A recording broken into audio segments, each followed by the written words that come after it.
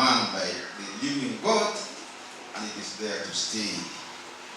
I wrote it under pressure from my children, who actually have been viewing the way I live with their mother, and they insist that mother, father, you have to write to us something to teach us about marriage.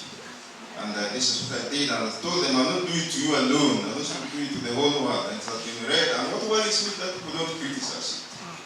Friends in Kenya, friends who are in the house in the country have read it, and they have kept quiet. So I want to criticize. But people don't criticize it. They just read it and keep quiet.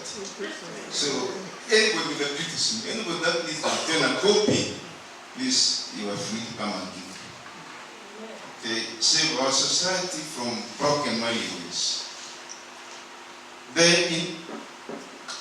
It's a pity I forgot my glasses. Can I bring? Take a note of your time.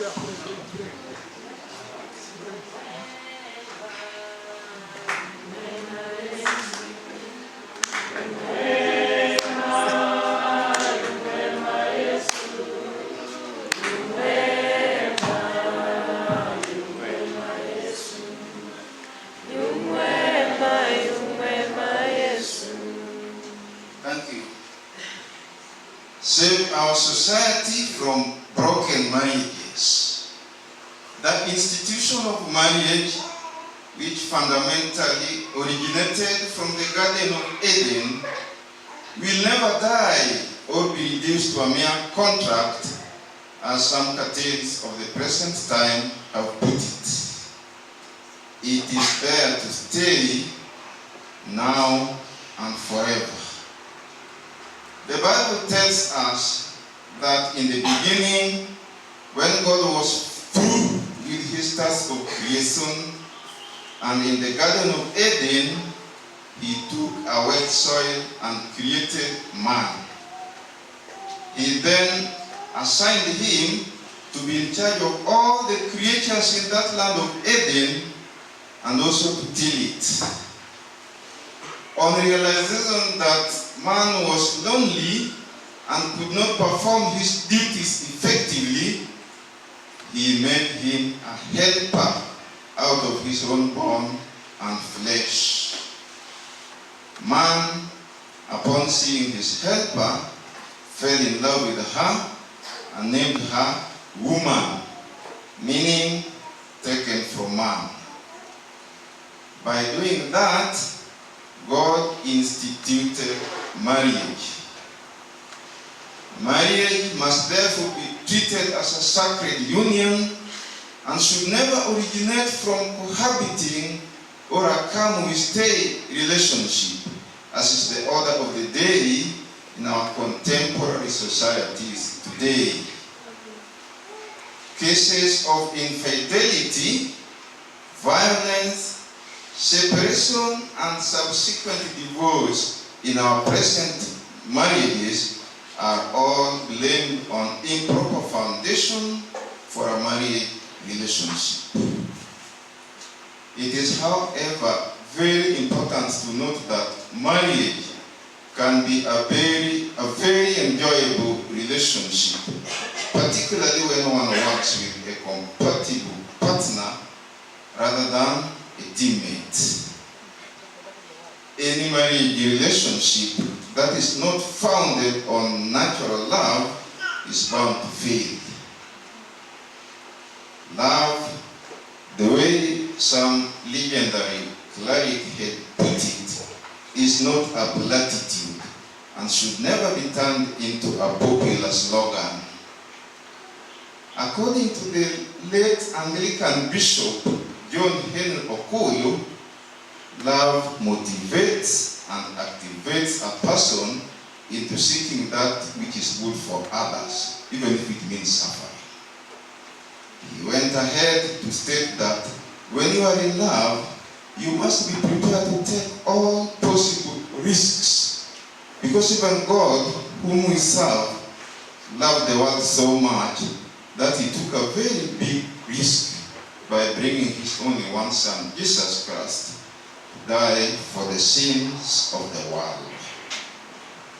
When you feel you are mature enough to enter into a marriage relationship, and you happen to identify someone suitable and attractive of a common age, whom you are sure you love and you wish to settle down with, ask yourself repeatedly what attracts you in this fellow that makes you to arrive at such a lifetime-oriented decision.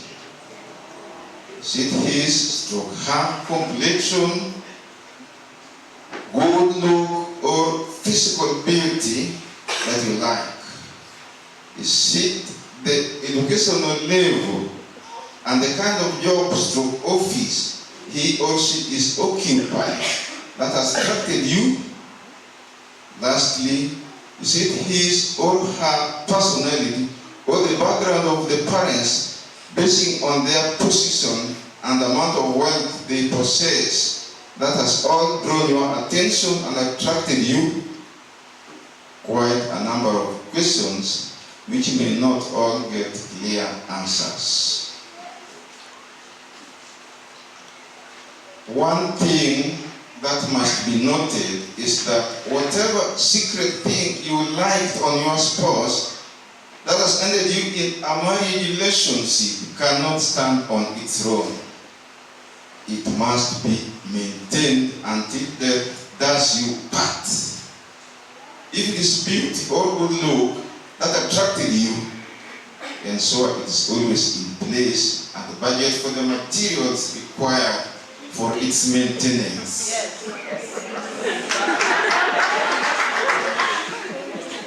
If it is his or her personality that attracted you, then don't change it. If it is wealth or you of your spouse or the parents that drew your attention and attracted you, then you must work hard to ensure that the wealth does not diminish. Marriage is a fruit of love, which in the list of God's commandments is the greatest. And you are bound to demonstrate this love to your spouse from the first day of entry into a marriage relationship up to the last day in your life, which is death. Amen. This is natural and absolutely unchangeable unless it is infatuation that temporarily joined you together.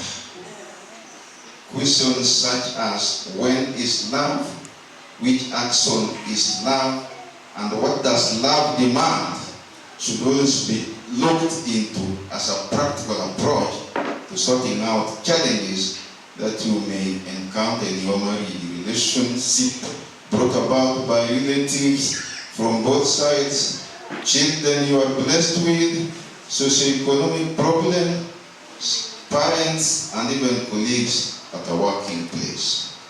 Finally, one thing that everybody must know is that marriage is a long trip in a dim high. And when one passenger rocks the boat, the other one must steady it, or else you will all sink.